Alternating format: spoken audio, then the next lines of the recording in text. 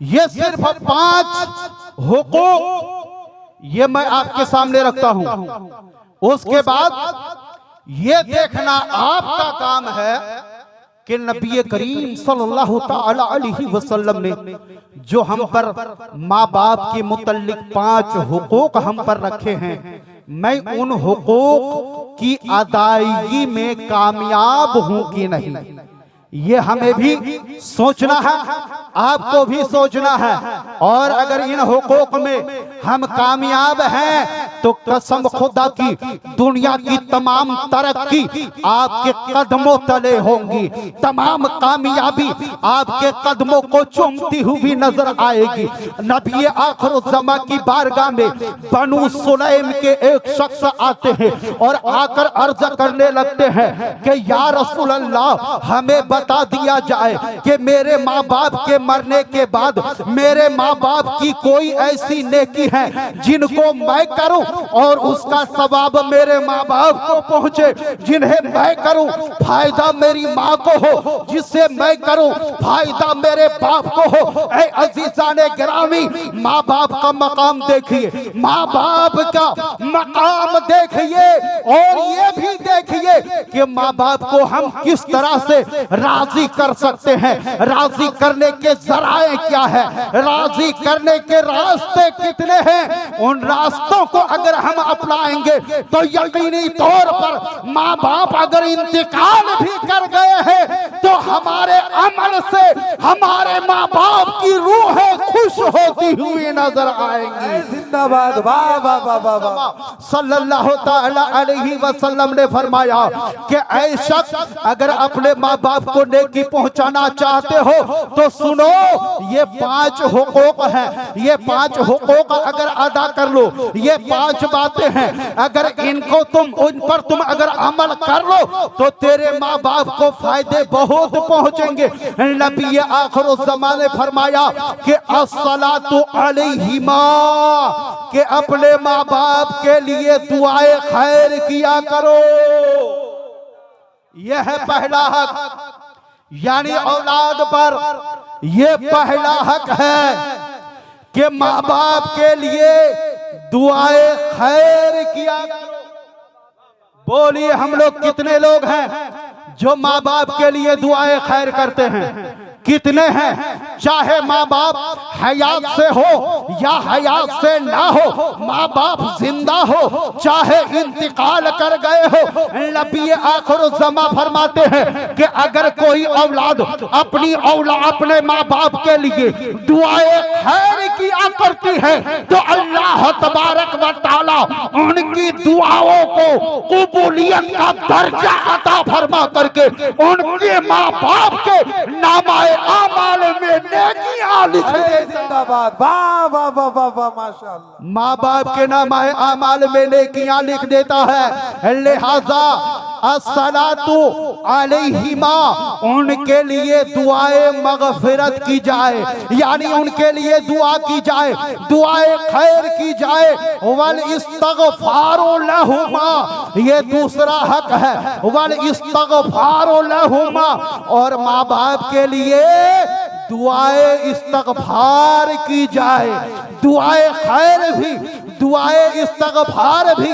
अगर माँ बाप हयात से हो तो उनके लिए दुनिया ही में दुनिया की भलाई की भी दुआ करेंगे, आखिरत की भलाई की भी दुआ करेंगे और आलमे बरज़ख की भलाई की भी दुआ करेंगे।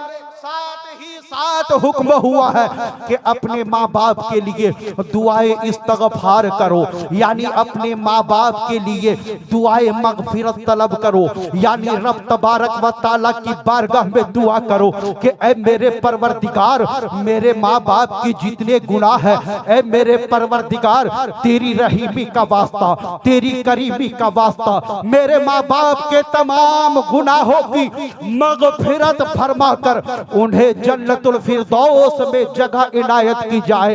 नंबर 3 पे फरमाया वल इकराम सदीक़हुमा, कि अपने माँ बाप के दोस्तों की ताजीम किया करो। यहाँ पर आकर हम फेल हो जाते हैं। कसम खुदा की, हम माँ बाप के लिए तो दुआएं खैर करते हैं, माँ बाप के लिए तो हम दुआएं इस्तगफार करते हैं, लेकिन क्या माँ बाप के दोस्तों की हम ताजीम करते हैं? माँ बाप के दोस्तों का हम एहतराम करते हैं? माँ बाप के दोस्तों को क्या हम इज्जत की निगाह से देखते हैं? कसम खुदा की, जब जायजा लिया जाएगा तो पता चलेगा नहीं नहीं, बाप इंतकाल कर गया है, उनके सारे रिश्तेदार खत्म हो गए हैं, माँ इंतकाल कर गई है, उनके सारे रिश्तेदार ये खत्म हो गए हैं। यानी माँ के बाद अब कोई माँ की सहेलियों को हम याद नहीं करते हैं। बाप के इंतकाल के बाद उनके दोस्तों को हम उनके दोस्तों को याद नहीं करते हैं। जबकि नबी आखिरुज़्ज़मा सल्लल्लाहु तआला अलैहि वसल्लम फरमाते हैं कि ऐ लोगों, माँ बाप के गुजरने के बाद अगर उनकी रूहों को शांति पहुंचाना चाहते हो, अगर उनकी रूहों को अमन पहुंचाना चाहते हो, अगर उनकी रूहों के अंदर ताजगी पैदा करना चाहते हो, तो अपने माँ बाप के दोस्तों की इज्जत किया करो। अपने माँ बाप के दोस्तों को अपने घर में बुलाओ। जिस तरीके से तुम्हारे माँ बाप की जिंदगी में जिस तरीके से उनके दोस्त आया करते थे, इसी तरीके से अब भी उन्हें दावत दो, अब भी उन्हें अपने घर पे बुलाओ। कसम खुदा की, जब जब आपके वालिदैन के दोस्त अहबाब और सहेलियां आपके घर में आएंगे, कसम खुदा की, कहीं ना कहीं उनके चेहरों में तुम्हें बाप का जलवा नजर आएगा, कहीं ना कहीं उनके चेहरों में तुम्हें माँ की छवि नजर आएगी, माँ की तस्वीर नजर आएगी। इसलिए अपने माँ बाप के दोस्तों के साथ अच्छा बर्ताव किया करो। और चौथा हक नबी करीम सल्लल्लाहु ताला अलैहि वसल्लम ने फरमाया, वल इफाउ लिउहुदिहिमा, कि अपने माँ बाप के वादों को पूरा करो। अल्लाह अल्लाह कुर्बान जाइए, माँ बाप के वादों को पूरा करो। क्या मतलब? अगर माँ बाप दुनिया में कोई वादा कर चुके हैं और किसी वजह से उन वादों का वफा ना हो सका, अगर वादा पूरा ना कर सके और वो दुनिया से चले गए हैं, तो अपने माँ बाप के किए हुए वादों को जब कोई बेटा पूरा करता है, उनके ख्वाब को जब कोई बेटा शर्मिंदा ताबीर करता है, तो कसम खुदा की माँ बाप की रूहें जो है उस वक्त तो खुश हुआ करती है। अपनी औलाद को देख करके वो रूहें खुश हुआ करती है कि ऐ परवरदिगारे आलम, तेरा लाख लाख शुक्र है कि तूने मेरी औलाद को इस लायक बनाया है कि वो अपने बाप की माँ की इज्जत और एहतराम में उनके वादों को मेरी औलाद पूरा कर रही है। अल्लाह अल्लाह कुर्बान जाइए। आगे नबी करीम सल्लल्लाहु ताला अलैहि वसल्लम ने फरमाया, पांचवा हक ये है वसीलतुर रहम, यानी सिलाए रहमी करो। सिलाए रहमी का क्या मतलब होता है? यानी माँ बाप के जितने रिश्तेदार हैं, जो रिश्ते अब कट चुके हैं, जिस रिश्ते के दरमियान और हमारे दरमियान अब कोई ताल्लुक नहीं है, उनके दरमियान ताल्लुक पैदा करना, उन रिश्तों को जोड़ना, उन रिश्तों के दरमियान रिश्ता हमवार करना।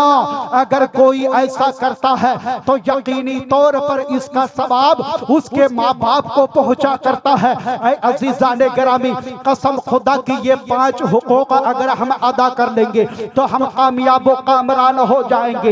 ऐ अजमत वाले दैन में आकर जलसा सुनने वालों, कसम खुदा की यहाँ से ये पैगाम लेकर के जाइए कि हम माँ बाप का भी एहतराम करेंगे, उनके दोस्तों अहबाब का भी एहतराम करेंगे, माँ की भी खिदमत करेंगे, उनकी सहेलियों का भी एहतराम करेंगे। करेंगे, खालावों का एहतराम करेंगे, फूफियों का एहतराम करेंगे, कभी किसी का हक नहीं मारेंगे, कभी किसी के हक गसब नहीं करेंगे, कभी किसी की जमीन नहीं हड़पेंगे। कसम खुदा की दुनिया में यही तो दो हुकूक है बंदों पर, एक अल्लाह का हक, सुनो सुनो, अल्लाह का हक, अल्लाह तबारक व तआला चाहेगा तो तुम्हें माफ भी कर देगा, लेकिन अगर बंदों का हक आपने मार लिया है, अगर किसी भाई की जमीन आपने हड़प कर ली है, या किसी बहन की विरासत अगर आपने गसब कर लिया है, तो सुनो सुनो, कसम खुदा की रब तबारक व तआला कभी माफ नहीं फरमाएगा। है अजीजाने गिरामी, माँ बाप की इज्जत व मकाम समझने के लिए आप आए हो, उनकी अजमत समझने के लिए आए हो, साथ ही साथ ये भी हमें समझना जरूरी है कि रब तबारक व तआला ने हमें क्यों पैदा किया है। रब ने हमें पैदा ही इसीलिए किया है ताकि हम बंदों का भी हक अदा करें और अल्लाह का भी हक अदा करें। इन्हीं चंद बातों के साथ मैं अपनी गुफ्तगू का इख्तिताम करता हूँ।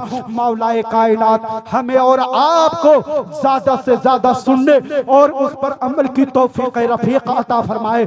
आमीन व आखिरु दवाना अनिल हम्दुलिल्लाहि रब्बिल आलमीन। अस्सलामु अलैकुम व रहमतुल्लाहि व बरकातुहू।